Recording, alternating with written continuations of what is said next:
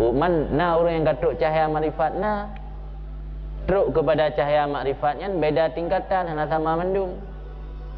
Na yang di payah kalian alam ile duda berudu Allah. Na yang di Allah haju duda alam. Maka inti langkalam hikmat uku inti na dijelaskan na sebahagian manusia yang katuk makam makrifat dijadikan Allah sebagai dalil untuk melihat alam.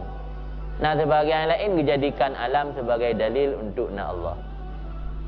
Jadi beda-beda menurut ahwal makrifat, menurut kondisi mental para sufi.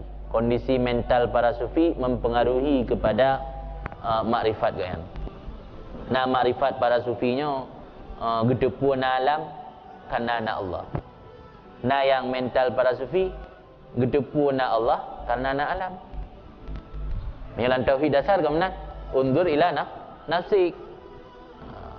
Summan takili lil alamil uluwi summa sufli kalan alam ile baru tajid iwa dan badi al hikami dia baru merumpakna Allah yang terjadikan alam sebagai dalil untuk menemukan Allah.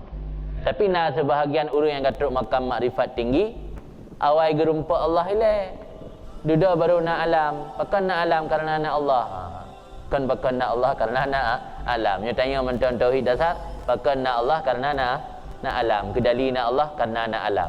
Nyorungnya kedali na alam karena na Allah. Berarti Allah je kedal kan madelu, tanya madelu. Alam dal. Nya ba urunyan mubalik.